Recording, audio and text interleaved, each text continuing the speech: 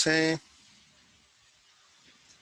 Ok, tengan todos muy buenas tardes. Sean bienvenidos a la clase de Metodología de la Investigación Científica 1. Gracias por esperar. Hubo algunas dificultades de conexión. Por ahí me estaba comunicando con una de sus compañeras y le mandé recado que por favor me esperaran. Bien, naturalmente pues el tiempo ha avanzado. Pues no les sacrificaré a ustedes de cara al tiempo perdido por los problemas técnicos, pero pues por lo menos vamos a avanzar. Bien, para esta segunda sesión precisamente pues toca ver el tema del método científico.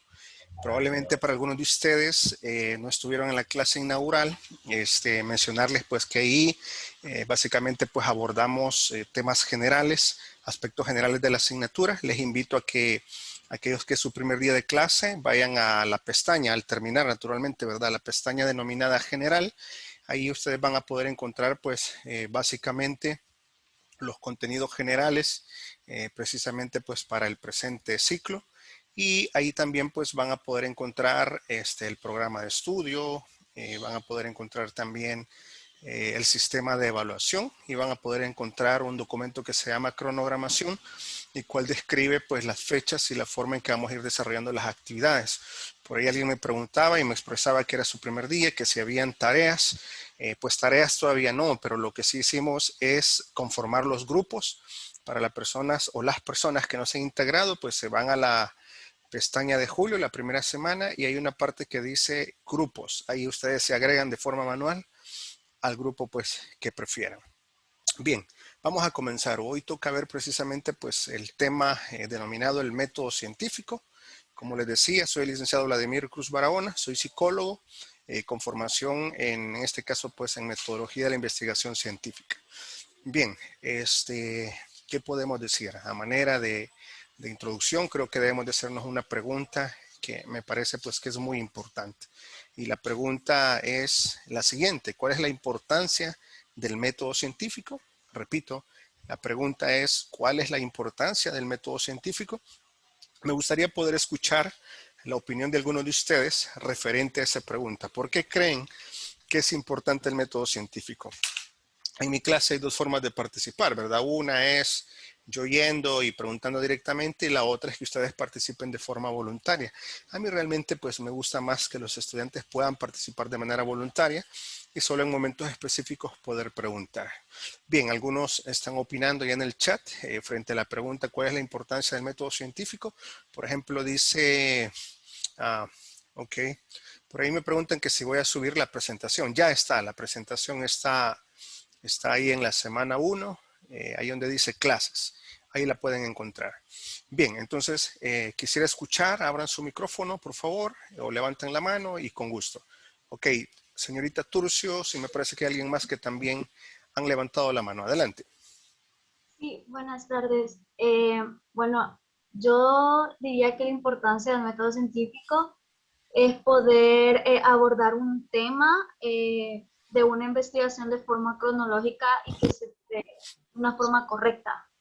Esa sería para mí la importancia. Ok, gracias, señorita Yaritza Turcios. Muy bien, también observo que Jacqueline Rivas, Fátima y Abdi han levantado la mano, así que vamos en ese orden: Jacqueline, luego Fátima, luego señorita Ramos. Adelante. El método científico nos permite realizar de forma ordenada diferentes estudios para poder tener resultados concretos sobre determinado tema. Ok, gracias. ¿Qué dice Jacqueline?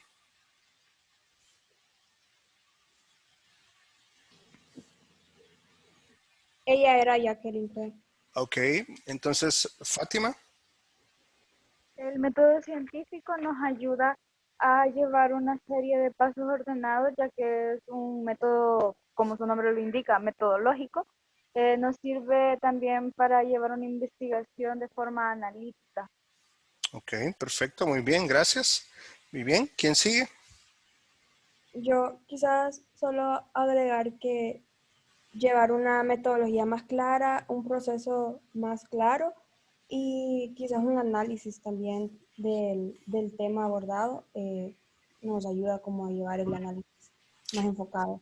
Ok, perfecto, muchas gracias. De hecho, fíjense que lo que ustedes han mencionado cada una de ustedes precisamente pues se aproxima a lo que realmente pues podría ser la respuesta sobre la importancia del método científico. De hecho, han hablado de varios aspectos, como por ejemplo, han hablado sobre el hecho de sistematizar, de ordenar, de hacer preguntas, y por ahí también han escrito en el chat. Dice, por ejemplo, ok, voy a subir un poco. Vamos a ver, dice Daniela, antes, ok. Muy bien, dice Graciela Cepeda en el orden que han participado, dice que nos ayuda a que todo tenga un orden y la investigación sea más coherente. Dice Daniela que nos ayuda a solventar problemas de todo tipo debido a que es sistemático, facilita mucho el proceso de investigación y da un sentido lógico a los hallazgos observados. Muy bien, dice Ámbar que es importante ya que ayuda a mantener una forma que se pueda decir sistemática y organizada. Mientras que María Fernández dice que nos ayuda a seguir ciertos pasos para comprobar nuestras ideas, dice. Muy bien. Hazel dice que es importante para probar ideas o hipótesis de alguna investigación de un tema específico. Katie dice que la importancia de este método es que nos permite de forma ordenada nuestra investigación y nos brinda herramientas para poder comprobar nuestras hipótesis. Leslie dice que el método científico es muy importante porque de esta manera se puede solventar problemas de manera eficaz. Me parece, estoy de acuerdo con todo lo que han mencionado. De hecho, la pregunta, ¿verdad? La respuesta a la pregunta, ¿por qué es importante el método científico? Pues diremos algunas cosas.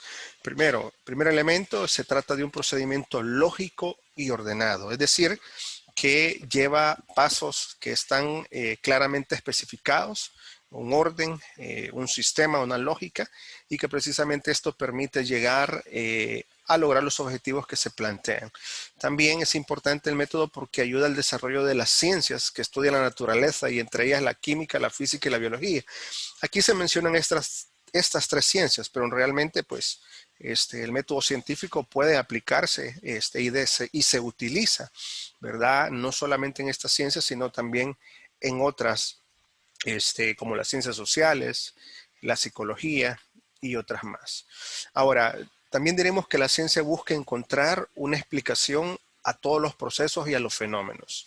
Repito, la ciencia siempre trata de buscar una respuesta a los procesos y a los fenómenos. Aquí agrega Daniela Acosta una idea y dice que debido al orden con el que se realiza se puede obtener datos concretos y así poder difundir la información correcta. Correcto, la difusión, como lo vamos a ver más adelante, digamos que es casi la parte final o el producto que se divulga en todo el proceso científico.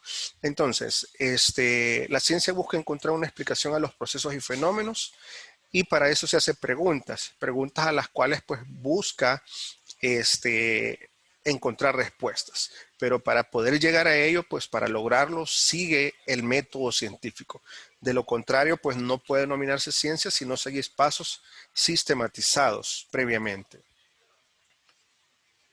Ahora, el método científico, como lo pueden ver en este esquema, acá está el método científico y de forma tajante este método rechaza, por ejemplo, las manipulaciones o los prejuicios en torno pues a dar interpretaciones sobre los fenómenos de la naturaleza. Por ejemplo, si estamos estudiando el rendimiento académico de los estudiantes universitarios, pues una forma de prejuicio o una forma de manipulación pues sería, por ejemplo, ir y preguntar del lado de los docentes por qué unos estudiantes rinden y otros no, ¿verdad? A lo mejor pues una forma sencilla y básica sería decir, es que no estudian, es que no son aplicados, es que no son inteligentes, es que no traen para estudiar esta carrera. Y si le preguntáramos desde esta misma línea a los estudiantes, pues dirían, el docente no es accesible, no lo entendemos, no explica bien, es muy estricto, etcétera. Pero realmente, si lleváramos a cabo un estudio que permitiera ver, por ejemplo, las causas de reprobación o las causas de bajo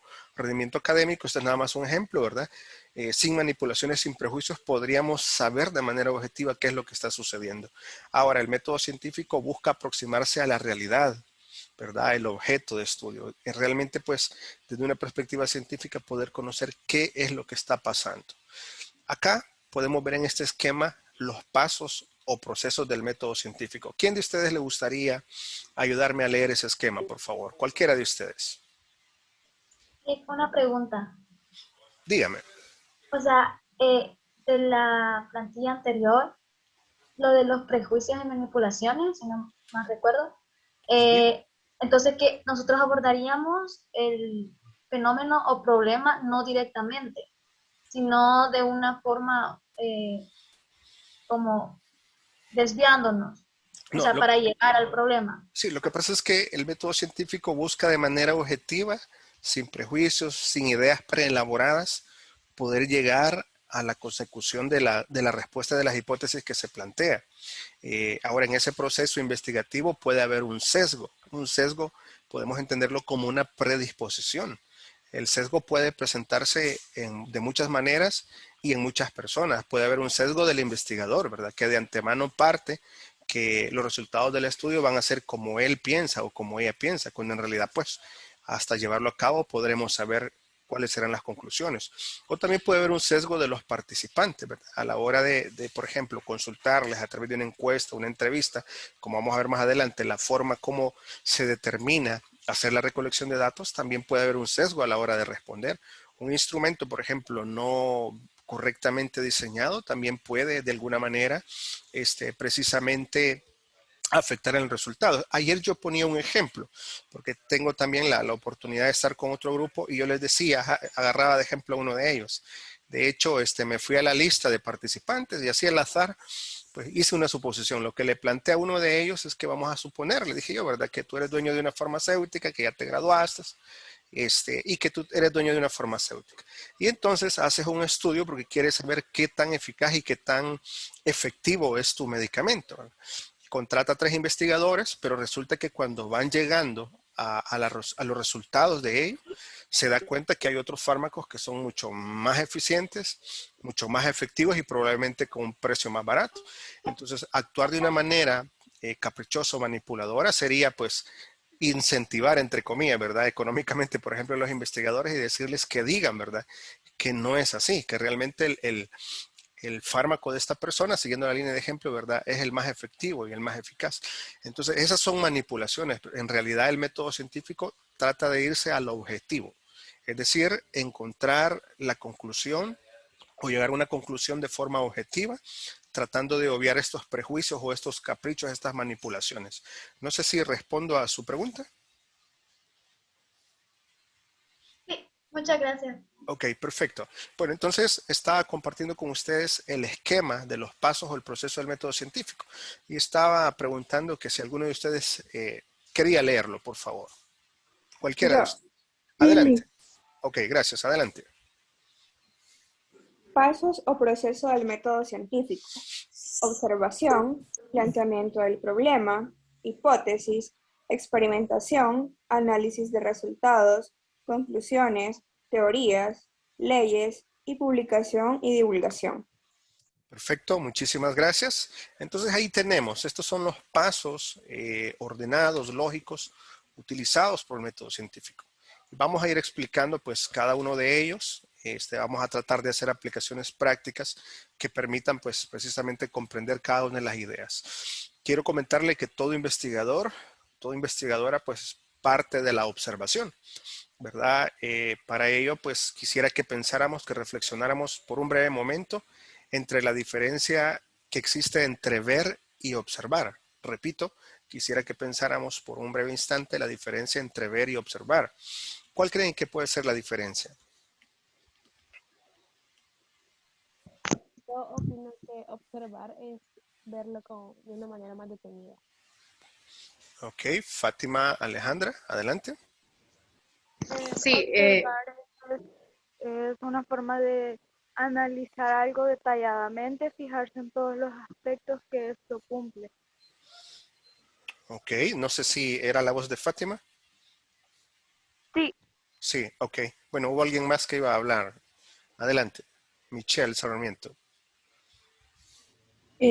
Observar es cuando nosotros analizamos o examinamos de manera atenta, ya sea una persona o un objeto. Y cuando estamos hablando de ver, implica solamente como percibir mediante el uso de la vista ese objeto, sin llegar muy a fondo.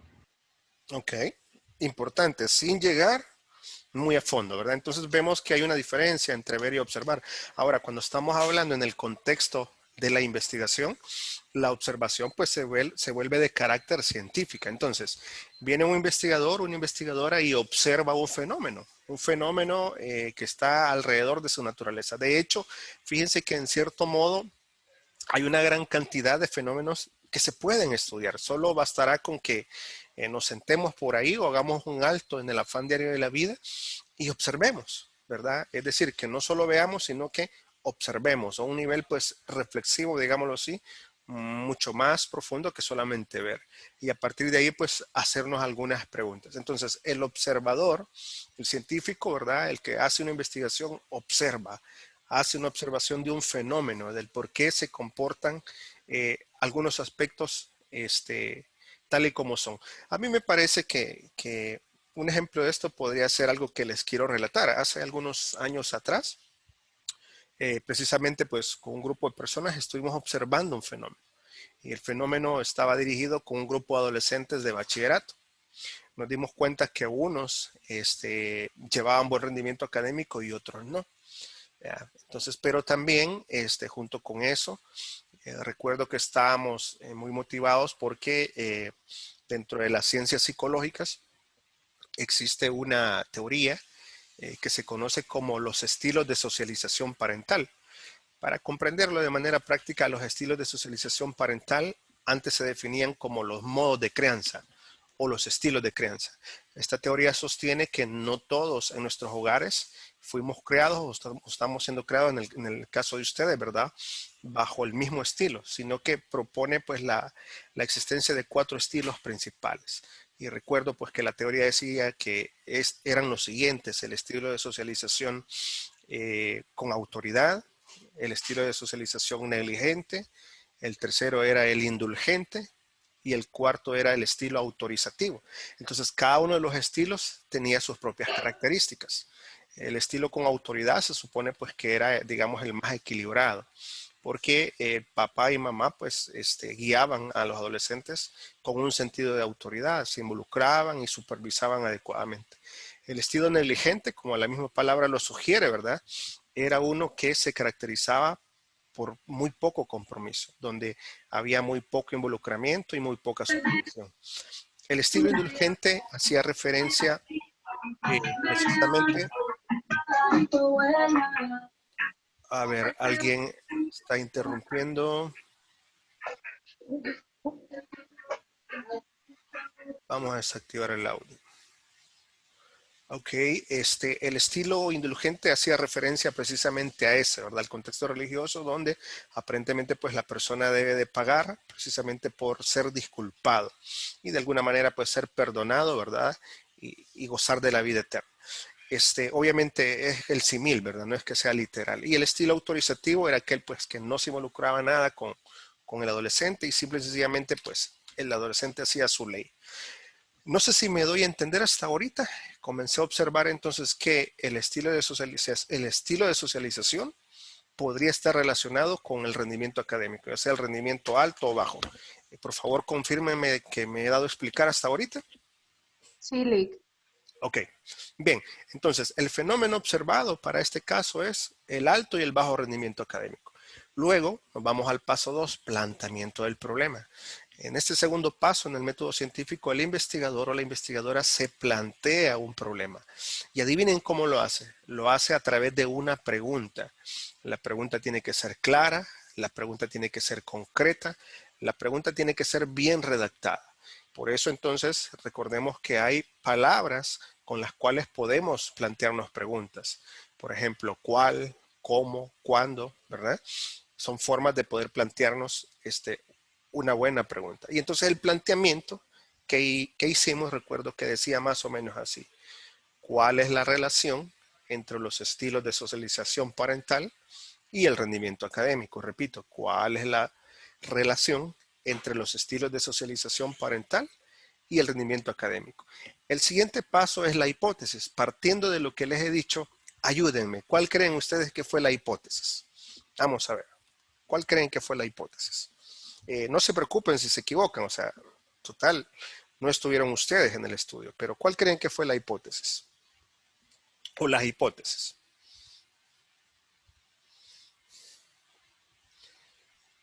Vaya, El pero... rendimiento, ¿sí? Ajá, adelante. que el rendimiento académico de los estudiantes depende de la crianza que tuvieron. Ah, muy bueno. Repítame, por favor, eso que acaba de decir. Me gusta. ¿Qué fue lo que dijo? Que el rendimiento académico de los estudiantes depende de la crianza que tuvieron. Muy bien. De hecho, está muy próxima, ¿verdad?, a la hipótesis que nos planteamos, ¿verdad? Los estilos de socialización se relacionan con el rendimiento académico. Esa fue la hipótesis. Ahora, en las hipótesis, pues se hacen como mínimo dos hipótesis. Una alterna, ¿sí? Una hipótesis alterna donde se afirma precisamente la idea, y una hipótesis nula donde precisamente pues se dice lo contrario. Naturalmente pues cada investigador tendrá pues su forma de investigar, pero hasta donde yo recuerdo y me enseñaron, el investigador parte por tratar de comprobar la hipótesis nula. Repito, el investigador parte con la idea de poder comprobar o de negar su hipótesis nula. En este caso, la hipótesis nula era que no existe relación entre los estilos de socialización, ¿verdad? Lo que decían crianza, ¿verdad? Que ya no se utiliza el término, sino que es socialización. Entonces, la hipótesis era que no existe relación entre los estilos de socialización y el rendimiento académico. Y la hipótesis alterna, pues, era que existe una relación entre los estilos de socialización parental y el rendimiento académico. Antes de seguir avanzando, quisiera saber si hay preguntas, si hay dudas en lo que he explicado hasta este momento. ¿Me confirman, por favor? Oh, Yo tengo una pregunta.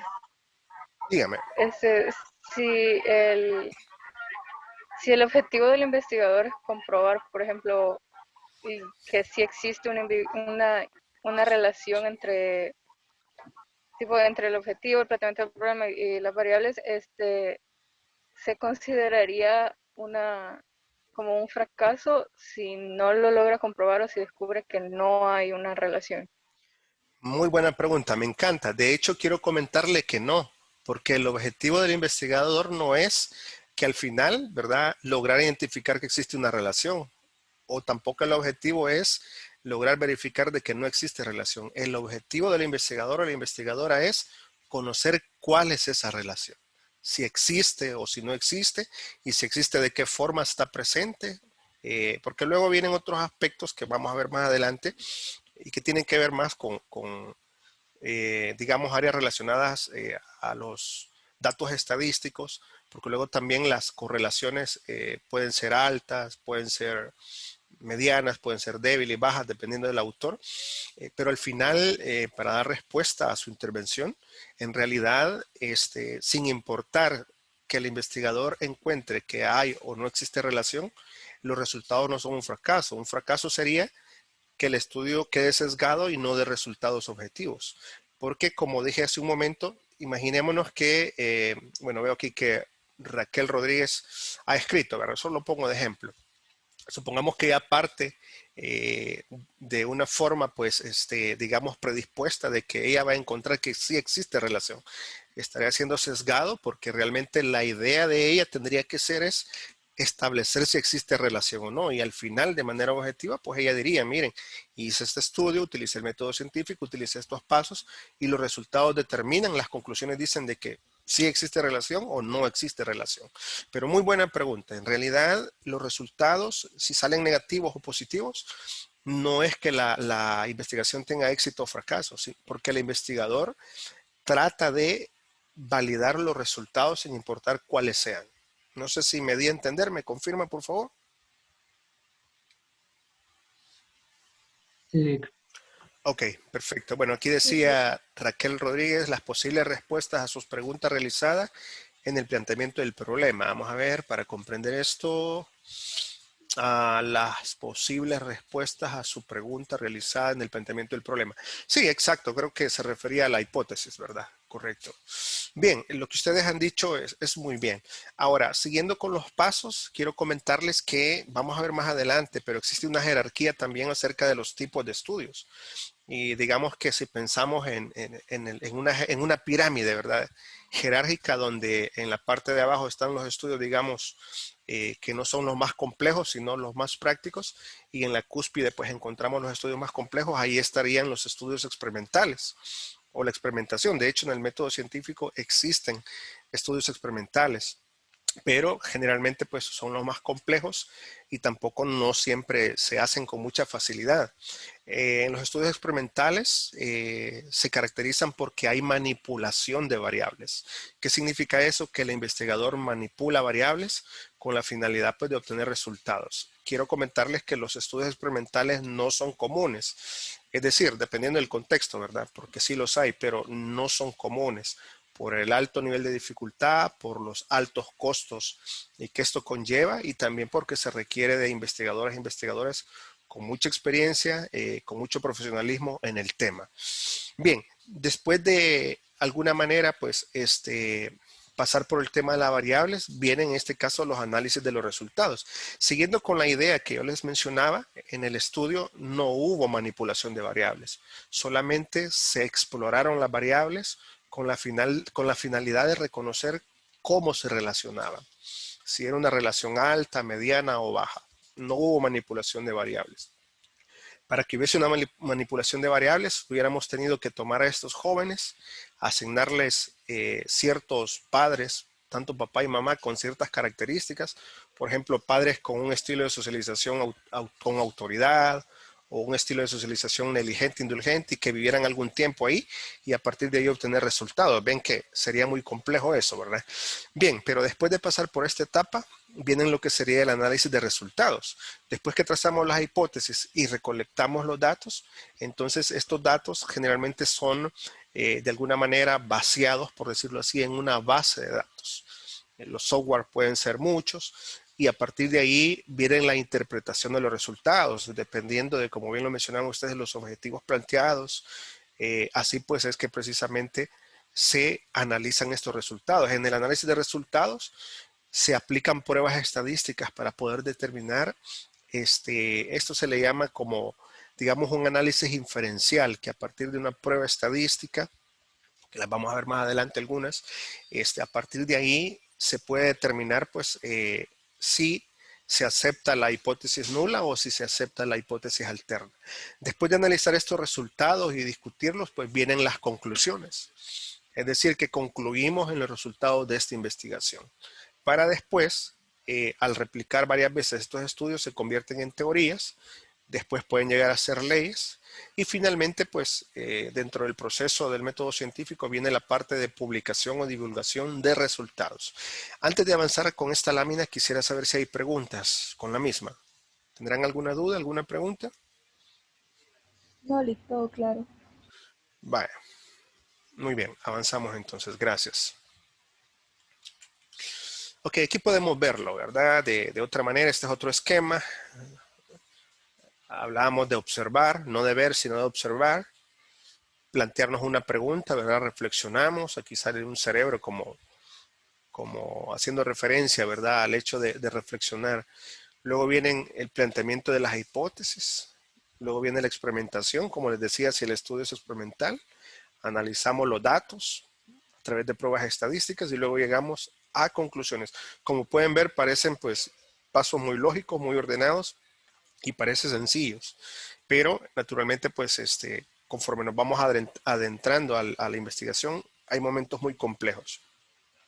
Ahora, la observación científica va más allá pues de observar de manera superficial, porque en la observación científica la persona debe ser capaz pues obviamente, por ejemplo, de diferenciar colores, tamaños, figuras, olores, sabores, texturas, sonidos.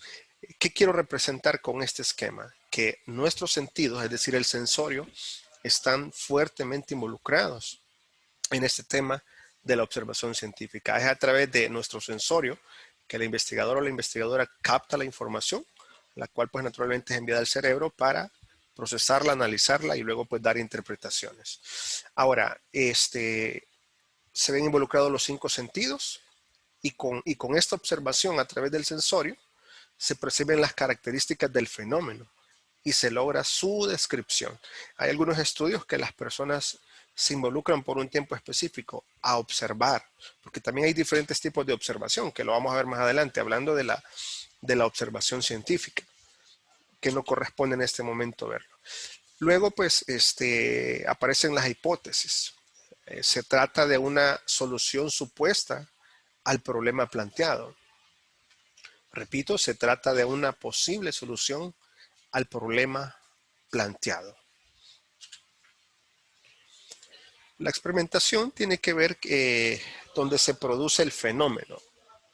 El investigador pues se lleva al laboratorio y trata de reproducir el entorno, cómo las variables influyen una sobre otra.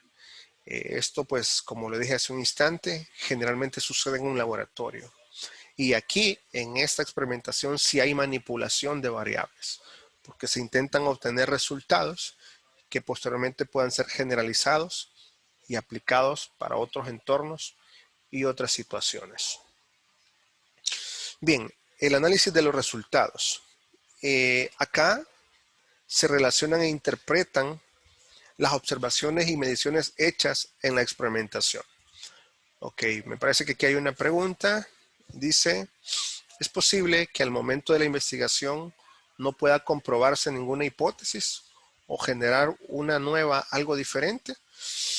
Lo que sucede es que desde el momento que redactas una hipótesis, das dos vías, ¿verdad? De posible solución o salida. Una en la que te planteas pues que sí está presente la relación de las variables y otra en la que te planteas que no están presentes las variables. Definitivamente me parece que sería muy difícil que finalmente pues no pueda llegar a una conclusión. Ahora, lo que sí es muy común es lo siguiente. El investigador se plantea sus variables, pero cuando ya está ejecutando la investigación, se da cuenta que aparecen otras variables que no estaban previstas, no estaban definidas en el estudio. Sobre todo, como vamos a ver más adelante, por ejemplo, existen dos grandes enfoques en la investigación cuantitativa y la investigación cualitativa. En el enfoque cualitativo, bueno, la cuantitativa pues se caracteriza porque es una investigación eminentemente numérica, positivista, le dicen algunos, donde las hipótesis son llevadas a comprobación a partir de pruebas estadísticas, mientras que en el enfoque cualitativo es diferente, ¿verdad? La misma frase lo dice, cualitativo, que no tiene que ver con números, sino tiene que ver precisamente con otras formas de comprobar las hipótesis. Entonces, para dar respuesta a la pregunta, sí sucede con mucha frecuencia que el investigador, sin desearlo, de manera intencionada lograrlo, aparecen otras variables que no estaban previstas, aparecen otras variables que no estaban planteadas inicialmente. En el ejemplo que les ponía de los estilos de socialización parental y el rendimiento académico, habían otras variables. Por ejemplo, si estos adolescentes procedían de hogares desintegrados, si estos adolescentes tenían padres sustitutos, si estos adolescentes vivían con sus abuelos, el nivel educativo de sus progenitores eran otra variable. Algunos procedían de padres y madres profesionales, otros no, el nivel socioeconómico. Es decir, hay una gran cantidad de variables que no te planteas, pero que están presentes en el momento del proceso investigativo. No sé si le respondí de esa forma. Fabiola, ¿me confirma, por favor?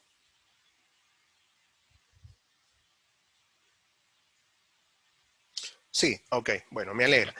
Quisiera saber si hay más preguntas. Claro, con gusto. ¿Habrá alguna otra pregunta? Muy bien.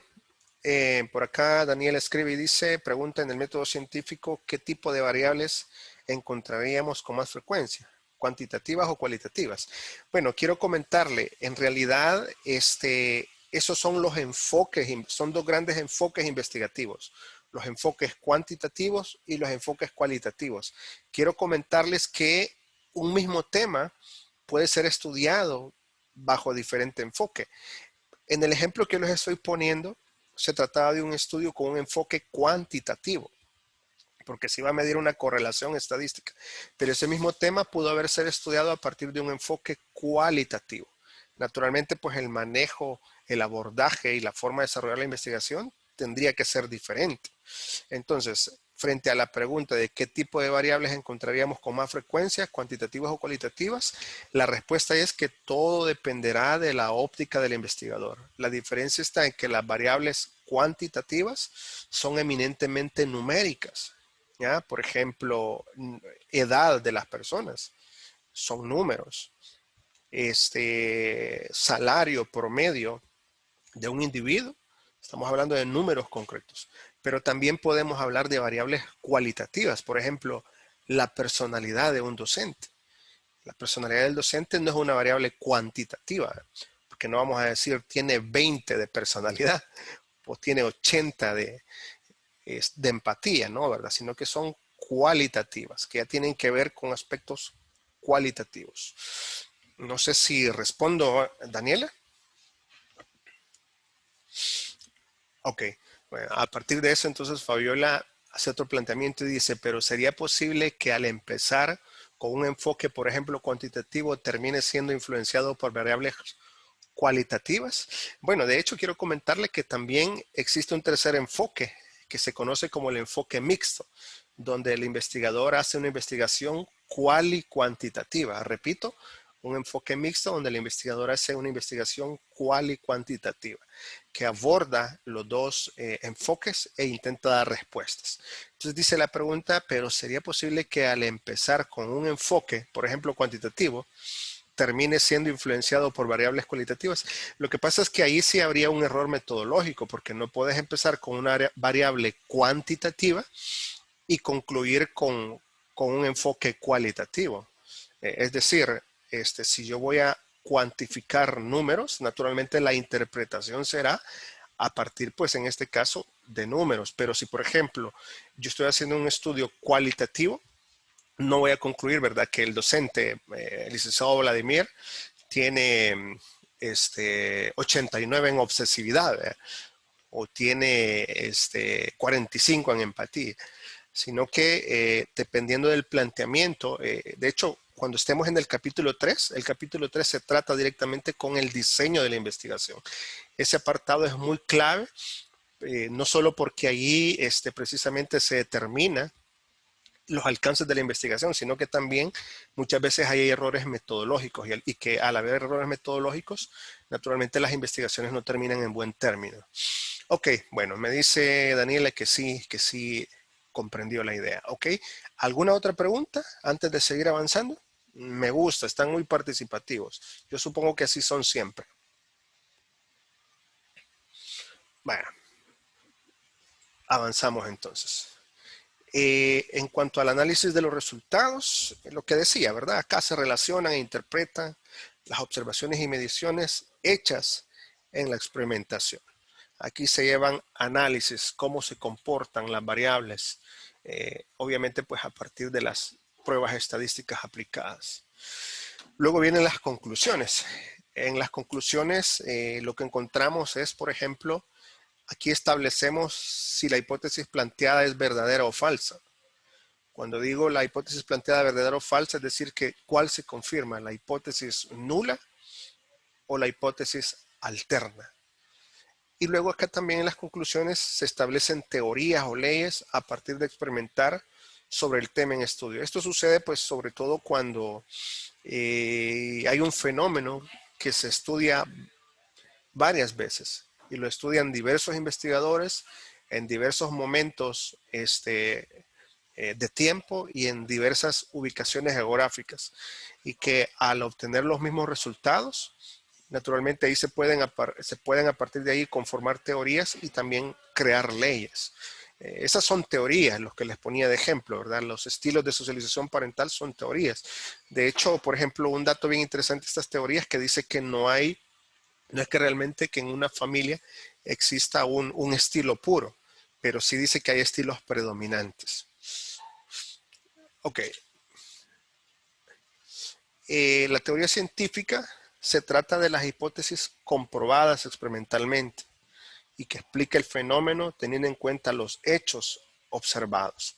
de forma objetiva, como dijimos antes. La teoría también permite explicar otros fenómenos que pueden ocurrir en la naturaleza e incluso también pues puede predecirlos o intentar predecirlos, las cuales se convierten en leyes. Se establece cuando una teoría es comprobada varias veces y se confirma en experiencias en donde se cambian las variables. Por ejemplo, la ley de gravedad es una de ellas. Ven entonces cómo el proceso investigativo atraviesa todas estas etapas para precisamente pues llegar o finalizar con conclusiones. Bien, dejo de compartir en este momento